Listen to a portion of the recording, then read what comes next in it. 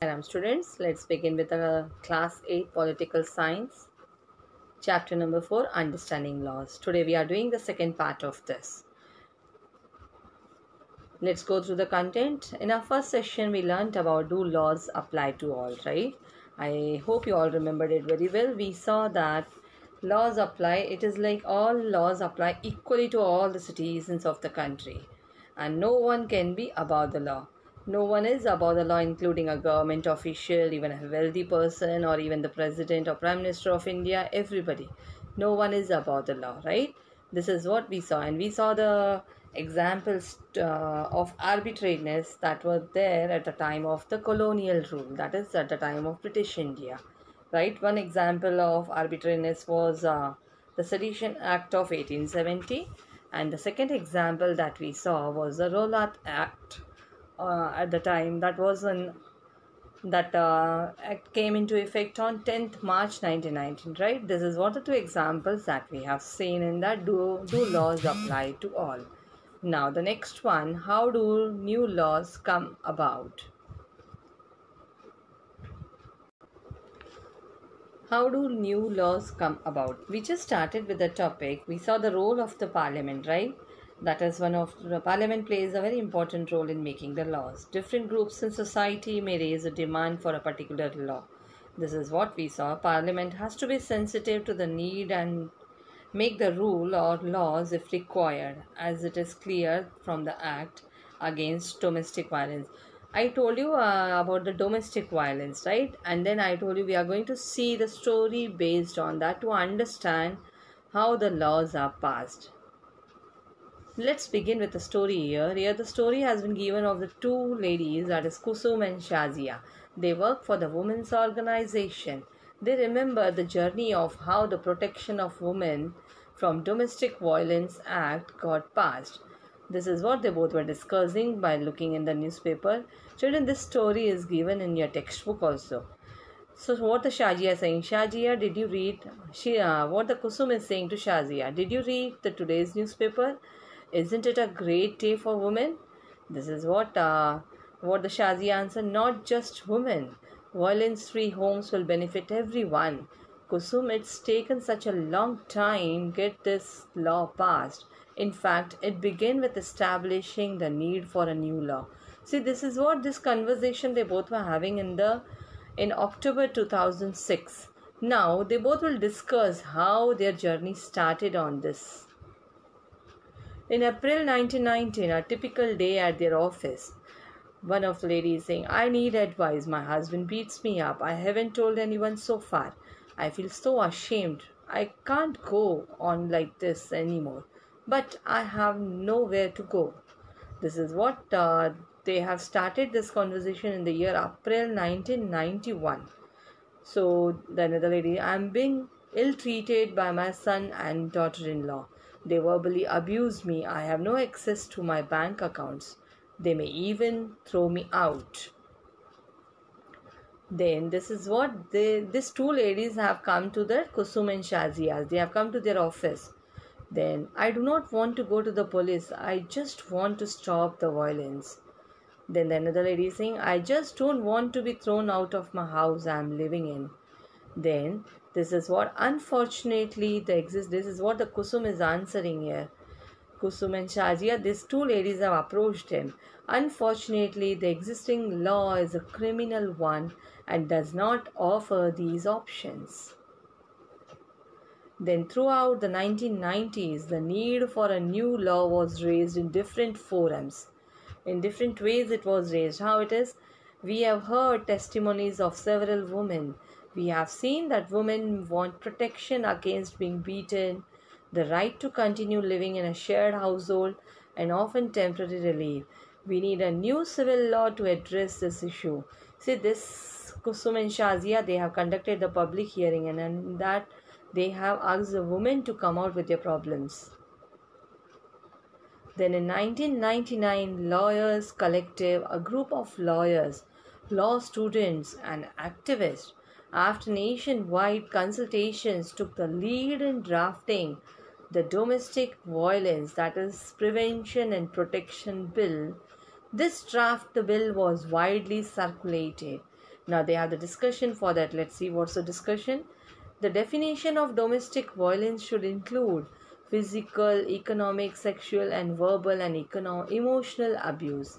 Then what they are discussing, the law should cover any woman living within a shared domestic space. They should be protected from being evicted from the shared household.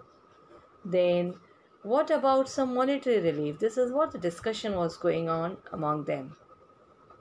Then the meetings were held with different organizations.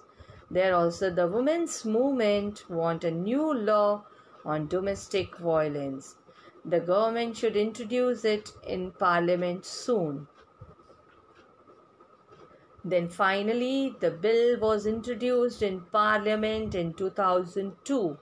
But again you can see the conversation among them. This bill has none of what we have been suggesting. Then we must oppose the bill in its present form. Then again, let's have a press conference. We could also start an online petition. Then several women's organizations, National Commission for Women, made submissions to the Parliamentary Standing Committee. Then their esteemed members of the Parliamentary Standing Committee, the present bill must be changed. This is what the proposal has been put forward. We do not agree with the definition of domestic violence being proposed. Then the law needs to provide for temporary custody of children. Then we saw in December 2002, the Standing Committee submitted its recommendations to the Rajya Sabha, and these were also tabled in the Lok Sabha. The committee's report accepted most of the demands of women's groups. Finally, a new bill was reintroduced in Parliament in 2005. After being passed in both houses of Parliament, it was sent to the President for his assent. The Protection of Women from Domestic Violence Act came into effect in 2006. Now children, from this you can understand, this started in the month of April 1991. Finally, in the year 2002, the Standing Committee has submitted their recommendations. Then it took still more 4 years to pass that Violence Act came into effect finally in the year 2006. At a press conference in October 2006. Then the discussion again is going on among this. What is this new law? Then they have the discussion. This law is the first in recognizing a woman's right to a violence-free home and provides a comprehensive definition of domestic violence. Then this is a civil law aimed at providing relief to millions of women, including wives, mothers, daughters, and sisters affected by violence in their homes. The press conference still continues.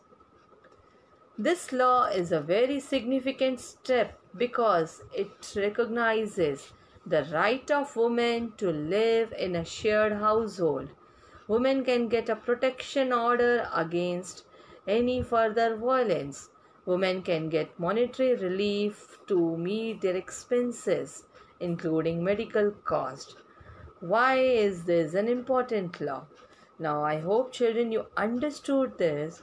Then again, now begins another long journey. Again, the new thing comes in front of them. Yes, now the government has to ensure that this law is implemented and enforced. So this is what we have seen, the procedure, how the law is passed. See, we saw it took many years. It first goes to the Rajya Sabha, then goes to the Lok Sabha, then finally with the President's assent, that is passed in the Parliament. That law is passed in the Parliament, right? And that comes into effect from that particular year. Then once it is passed in the Parliament. This is what we have seen as the above example shows. What it shows you, the role of citizens is crucial in helping Parliament frame different concerns that people might have into laws. from establishing the need for a new law to its being passed. See, from establishing to the till the way it has passed, at every stage of the process, the voice of the citizen is a crucial element. Because we saw here also the two ladies, the ladies, those who are working in the organization, those who are supporting women's organization, they were raising their voice again and again, correct? This voice can be heard through TV reports, newspapers, editorials, or even the radio broadcast or the local meetings. All these means can be used to raise the voice against the law, against that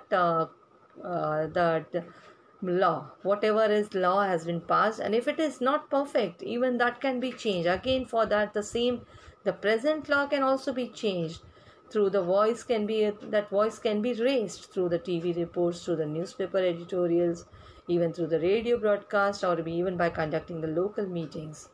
All of this which help in making the work that parliament does more accessible and transparent to the people.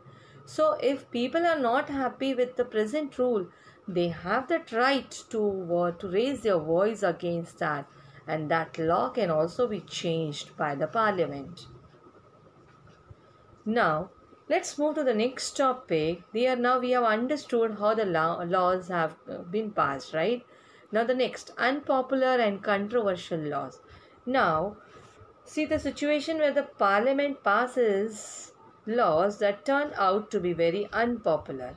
Sometimes a law can be constitutionally valid and hence legal, but it can continue to be unpopular and unacceptable to people. Now let's understand the meaning of this. Why it will be unpopular and unacceptable to people? Because they feel that the intention behind that law, it is unfair and harmful. This is what the people's opinion. They may feel in that way. Hence, people might criticize this law. See, people have that right to criticize this law. They can hold public meetings, write about it in newspapers, even they can report to TV news channels, etc. These are the different ways through which people may criticize this law. Now, here in a democracy like ours, citizens can express their unwillingness to accept repressive laws framed by the parliament. Now, here let's understand the meaning of the term repressive. What is that repressive?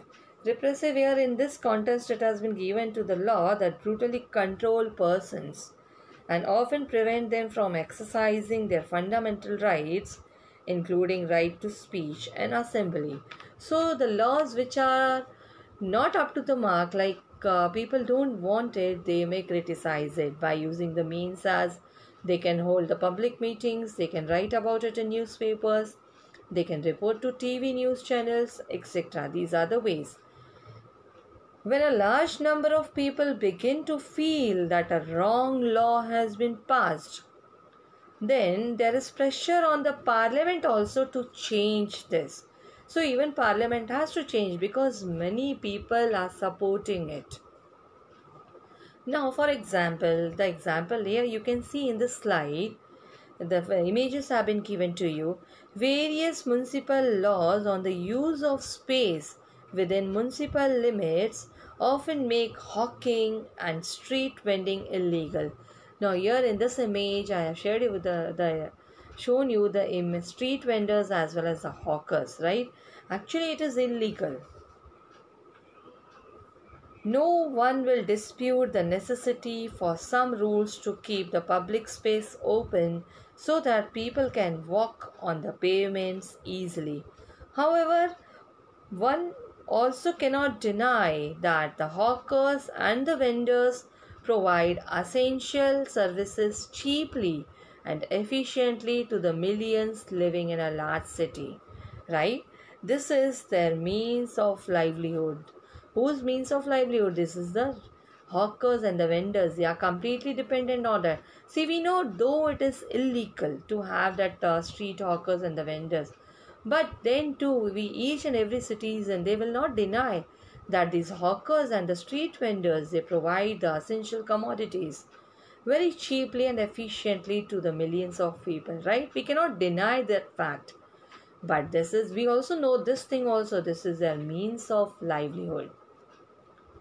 So this is their means of, hence, if the law favors one group and disregards the other, it will be controversial and lead to conflict. Now, I hope you understood the meaning of the unpopular law and the controversial law. People who think that the law is not fair can approach the court to decide on that issue.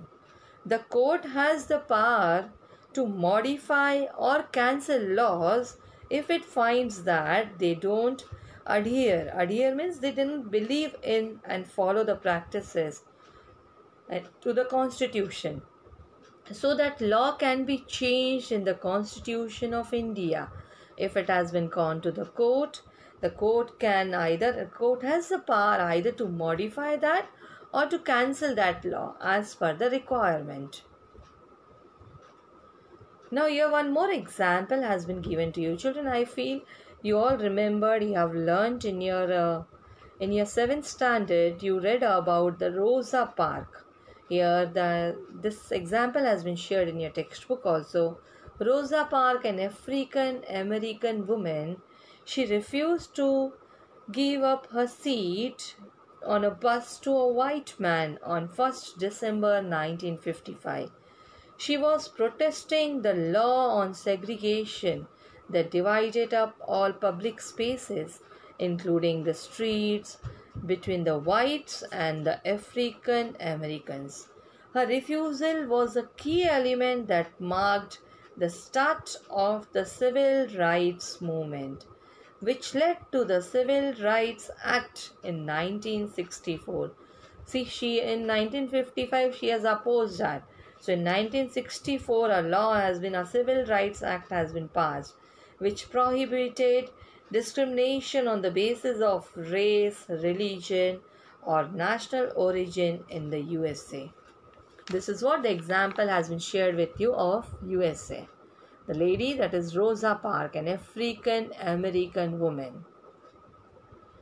Now, this slide shows you the different way of protesting. Now here you can see the different way, if the different way in which the citizens can protest here, the hunger strike, or they can have the rallies also, they can have the signature campaign, or they can sit for dharnas also. These are the different ways of protesting. Now here we need to remember that our role as citizens does not end with electing our representative, right? See, as a citizen of India, I just voted and I have elected my representative. My work is over? No, definitely. As the citizens, our work is not over there. We have to remember, rather it is then that we begin to use newspapers and the media to carefully chart the work that is being done by our MPs and criticize their actions when we feel it is required. See, as citizens, that is our right. If we feel it is not perfect, we can raise our voice and we can also criticize their work when it is required. Thus, what we should bear in mind is that it is the extent, involvement and enthusiasm of the people that helps Parliament perform its representative functions properly. So I hope, children, you understood this. Like, it is, as a citizen of India, it's our duty. We can raise our voice, we can criticize the laws which we feel it need to have some amendments or need to have some changes in that. So children, here today we have completed with our chapter here. Let's have the recap of what we have learnt in today's session. How do new laws come about? Based on that, I told you the story how the new law has been passed, right? Then we saw about the unpopular and the controversial laws. Unpopular and controversial laws, I gave you the example of that street vendors and the hawkers, right? where it is illegal, but then we know that is they are helping the community only, right? They are helping the community efficiently. Then we saw the different ways how the citizens can protest. We saw they can have the signature campaign, they can have rallies, they can have hunger strike. These are the different means. And finally, as a citizen of India, that will be taken to the parliament, and that law will be changed according to the requirement that is needed. So I hope you have understood the chapter. Go through the slides very well and read the textbook very well, and see you in the next session with a new chapter. Till then, take care.